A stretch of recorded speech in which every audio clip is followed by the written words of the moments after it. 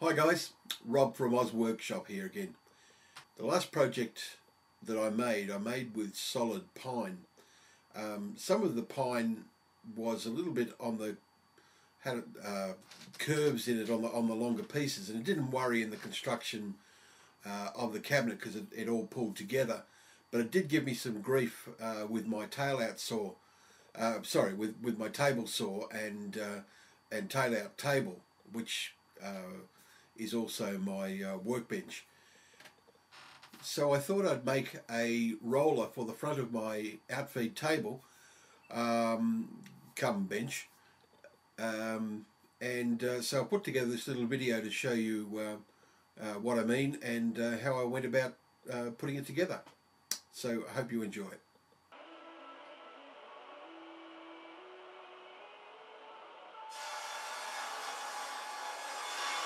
Here I was actually cutting the sides for the cabinet I was making, and because it was on an angle, there was obviously no up and down movement on the table, but you can see that it comes to a stop when it hits the end of my Outfeed table, and that's because the wood has got a kink, not a kink, it's got a bow in it, and so it was bowing down as it came through the table. I suppose I could have double checked that before it went through, but that was actually the face that I wanted to that I wanted on the inside of the cupboard. And I turned the machine off, and as you can see, I walked the table forward just to get it underneath the piece of wood, underneath the pine, before going back around on the table and starting up the saw again and continuing on with the cut. Of course, that's something you didn't see in the last video. We cut that bit out. And it was sufficiently annoying to come up with a solution to that in the future.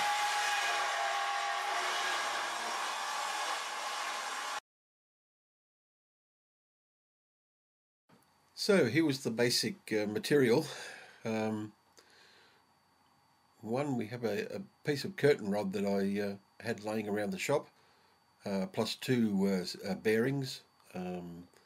They were 35mm in diameter with a 16mm centre, and I went up to my local rubber store and got a rubber sleeve, and I took that piece of sample with me to make sure that it would fit, and you can see that that's what's going to happen. We're going to fit it to the end of the table, and yes, to solve the that Outfeed problem.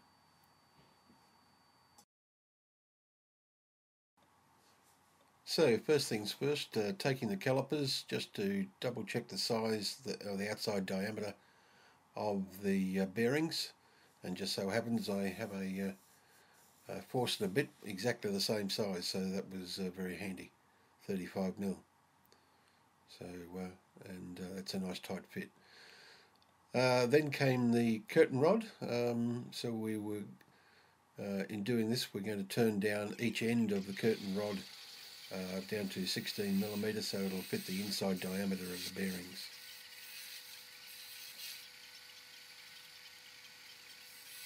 Keep double checking with the calipers to make sure that we've got the right thickness, and that's it. And we bring down the rest of the size, and we did the other end. Just round off the edges of the two pieces of ash, and so that the bearings slip on that. What you don't see is that we cut a slot in the end of the curtain rod, and made a couple of wedges so that when it all goes together, as we press it together, the expand. You'll see just in that video that little bit of wedge, and as we start to put it together, you can see the slit in the end of the rod, and of course as that was pounded down, it spread the end of the rod the further it went in, so to give it a nice tight fit, and the bearing stayed within the nice tight fit within the ash piece as well. just fitting the rubber over the curtain rod, and that did a good job. And then you can see now that it's quite a solid fitting, but it's soft enough so that it won't scrape, and it'll lift quite easily anything. So after checking out the end of the table to get a good fit with those side pieces, we fit it. Here we are fitting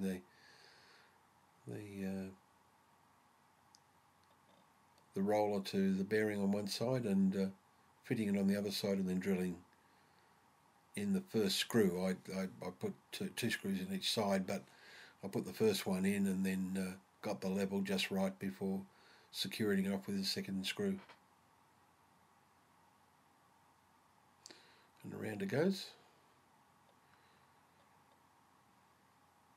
So just running my level through, and as you can see the bubble in there, the level's perfect.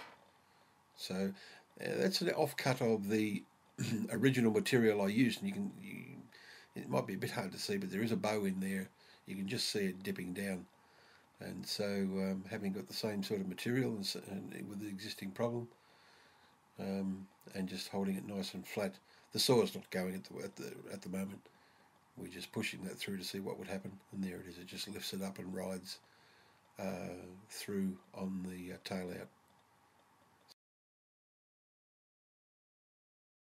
Well, that was the project, and quite successful it is too. So hopefully I won't have any more of those problems.